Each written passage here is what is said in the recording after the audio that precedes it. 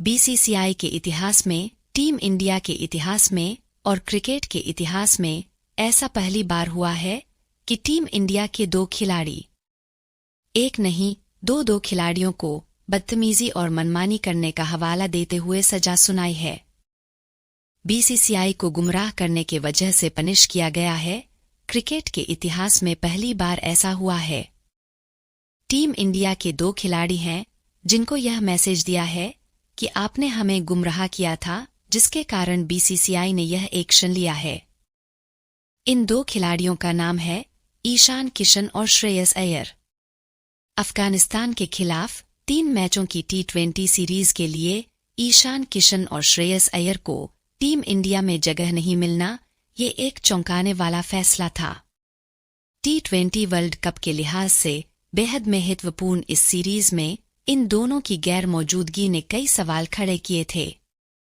अब तक तो यह कहा जा रहा था कि ईशान किशन साल भर से टीम इंडिया के साथ ट्रेवल कर रहे थे, इसलिए मानसिक थकावट के कारण वह ब्रेक पर हैं, और श्रेयस अय्यर को इंग्लैंड टेस्ट सीरीज को देखते हुए आराम दिया गया है।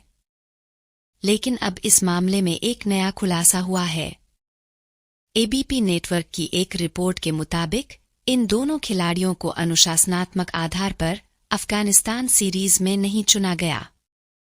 दरअसल ईशान किशन ने दक्षिण अफ्रीका के खिलाफ 2 मैचों की टेस्ट सीरीज से नाम वापस ले लिया था। इंडियन एक्सप्रेस की रिपोर्ट में बताया गया था कि ईशान लगातार टीम के साथ ट्रेवल कर रहे थे, लेकिन उन्हें केवल तभी प्लेइंग 11 में मौका मिल रहा था जब कोई अन्य खिलाड़ी सिलेक्शन के लिए उपलब्ध नहीं होता। इसी कारण से ईशान ने मानसिक थकावट को आधार बताकर बीसीसीआई से ब्रेक मांगा था। हालांकि इस दौरान देखा यह गया कि ईशान किशन दुबई में पूर्व कप्तान MS धोनी के साथ पार्टी मना रहे थे। वह एक पॉपुलर टीवी क्विज में भी नजर आए।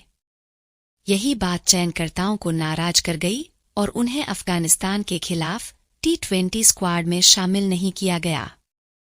खबर तो यह भी है कि इसका अंजाम ईशान को टी20 वर्ल्ड कप में भी भुगतना पड़ सकता है। श्रेयस अय्यर के साथ कहानी थोड़ी अलग है।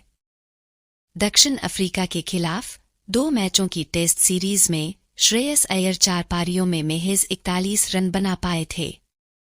ऐसे में चयनकर्ताओं ने उन्हें रणजी ट्रॉफी में मुंबई की ओर से खेलते हुए फॉर्म तलाशने की सलाह दी थी, लेकिन श्रेयस ने इस समझाइश को न मानते हुए आराम फरमाना ज्यादा बेहतर समझा।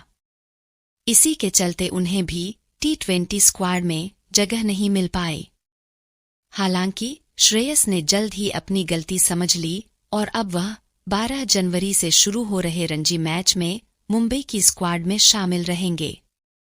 इन दिनों खिलाड़ियों को लेकर बीसीसीआई का सिर्फ इतना ही कहना है कि वो बदतमीजी और मनमानी करते हैं, जिसके कारण उनके खिलाफ ये कदम उठाना पड़ रहा है। क्या इन दोनों को अफगानिस्तान के खिलाफ चल रही टी20 सीरीज से बाहर रखना सही फैसला है? इस बारे में आपकी राय क्या है? कमेंट करें।